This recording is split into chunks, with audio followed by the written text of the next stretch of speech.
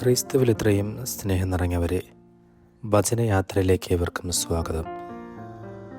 വിശുദ്ധ മത്തായിയുടെ വിശുദ്ധ സുവിശേഷം 7-ാം അധ്യായം 6-12 മുതൽ 14 വരെയുമുള്ള വചനഭാഗങ്ങളാണ് നാം ഇന്ന് ധ്യാനിക്കുന്നത്. ക്രൈസ്തവ ജീവിതത്തിൻ്റെ വളരെ ആഴമുള്ള ഒരു മാർഗരേഖയാണ് ഈ വചനഭാഗം. യേശു നമ്മെ 3 വലിയ സത്യങ്ങൾ പഠിപ്പിക്കുന്നു. വിശുദ്ധമായതിനെ വിലമതിക്കുക, മറ്റുള്ളവരോട് സ്നേഹത്തോടും നീതിയോടും പെരുമാറുക, ജീവൻ്റെയും രക്ഷയുടെയും ഇടുങ്ങിയ വഴി തിരഞ്ഞെടുക്കുക.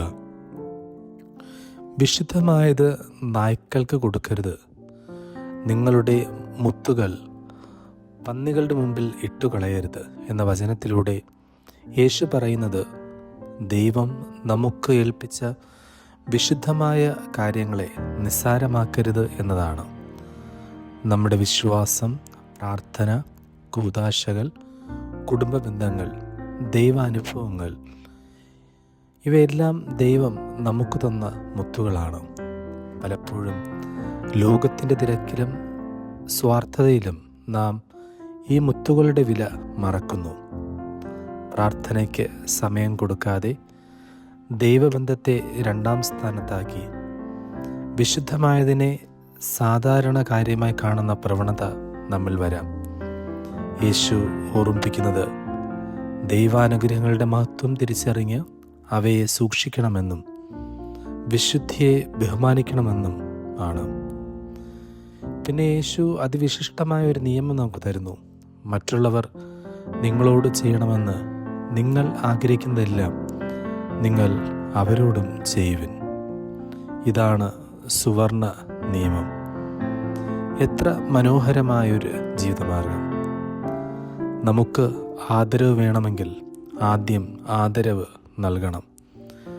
ക്ഷമിക്കണമെന്ന് ആഗ്രഹിക്കുന്നുവെങ്കിൽ നാം ക്ഷമിക്കാൻ പഠിക്കണം. സ്നേഹം ലഭിക്കണമെങ്കിൽ നാം സ്നേഹിക്കണം. മനസ്സിലാക്കപ്പെടണം എന്ന് വിചാരിക്കുന്നുവെങ്കിൽ മറ്റുള്ളവരെ മനസ്സിലാക്കണം.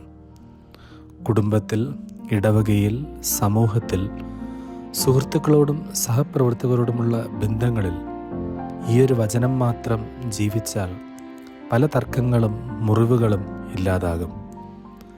ക്രിസ്തുവിൻ്റെ ശിഷ്യൻ എന്ന് പറയുന്നത് പ്രാർത്ഥിക്കുന്നവൻ മാത്രമല്ല, മറിച്ച് തൻ്റെ പെരുമാറ്റത്തിലൂടെ മറ്റൊരാൾക്ക് ദൈവസ്നേഹം അനുഭവിപ്പിക്കുന്നവനാണ്. അതിനുശേഷം യേശു നമ്മെ വളരെ ഗൗരവമുള്ള ഒരു തിരഞ്ഞെടുപ്പിന് മുമ്പിൽ നിർത്തുന്നു. ഇടുങ്ങിയ കവാടത്തിലൂടെ പ്രവേശിപ്പിൻ. നാശത്തിലേക്ക് നയിക്കുന്ന കവാടം വിശാലവും വഴി വീതിയുള്ളതുമാണ്. ജീവനിലേക്ക് നയിക്കുന്ന കവാടം ഇടുങ്ങിയതും വഴി കഠിനവുമാണ്. ഇതിൻ്റെ അർത്ഥം ക്രൈസ്തവ ജീവിതം എല്ലായ്പ്പോഴും എളുപ്പമുള്ള ഒരു വഴിയല്ല എന്നതാണ്. സത്യം പറയുന്നത് എളുപ്പമല്ല, നീതി പാലിക്കുന്നത് എളുപ്പമല്ല, പാപത്തെ നിരസിക്കുന്നത് എളുപ്പമല്ല, ക്ഷമിക്കുന്നത്, സഹിക്കുന്നത്, ത്യാഗം ചെയ്യുന്നത്, വിശുദ്ധിയിൽ ജീവിക്കുന്നത് ഇവയെല്ലാം ഇടുങ്ങിയ വഴിയിലൂടെയുള്ള യാത്രയാണ്.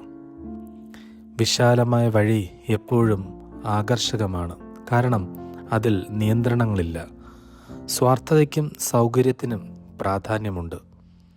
എന്നാൽ അതിൻ്റെ അവസാനം നാശമാണ്. ഇടുങ്ങിയ വഴി ചിലപ്പോൾ ഏകാന്തമാകാം, കഠിനമാകാം, കണ്ണീരുള്ളതാകാം. എന്നാൽ അതിൻ്റെ അവസാനം ജീവനും ദൈവസാന്നിധ്യവും നിത്യാനന്ദവുമാണ്.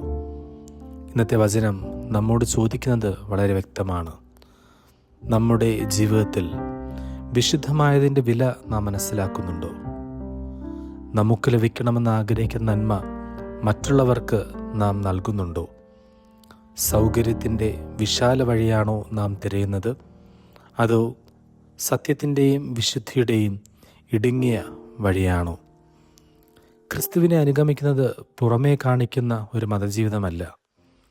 അത് ഓരോ ദിവസവും ചെറിയ ചെറിയ തിരഞ്ഞെടുപ്പുകളിൽ ദൈവഹിതത്തെ തിരഞ്ഞെടുക്കുന്ന ജീവിതമാണ്. മറ്റുള്ളവരെ സ്നേഹിക്കുക, വിശുദ്ധി കാത്തു സൂക്ഷിക്കുക എളുപ്പവഴിയല്ല. ദൈവം കാണിക്കുന്ന വഴിയാണ് തിരഞ്ഞെടുക്കേണ്ടത്. ഇന്നത്തെ ഈ സുവിശേഷത്തിൻ്റെ ഹൃദയം അതുതന്നെയാണ്. അതുകൊണ്ട് തന്നെ നമ്മുടെ പ്രാർത്ഥനയും ഇപ്രകാരമായിരിക്കട്ടെ: കർത്താവേ, നിൻ്റെ വിശുദ്ധ വരദാനങ്ങളെ വിലമതിക്കാനും മറ്റുള്ളവരോട് സ്നേഹത്തോടും കരുണയോടും പെരുമാറാനും നിത്യജീവിതത്തിലേക്ക് നയിക്കുന്ന ഇടുങ്ങിയ വഴിയിൽ വിശ്വസ്തരായി നടക്കാനും വേണ്ട കൃപ നൽകണമേ. ദൈവം നമ്മെ സമൃദ്ധമായി അനുഗ്രഹിക്കട്ടെ. ആമേൻ.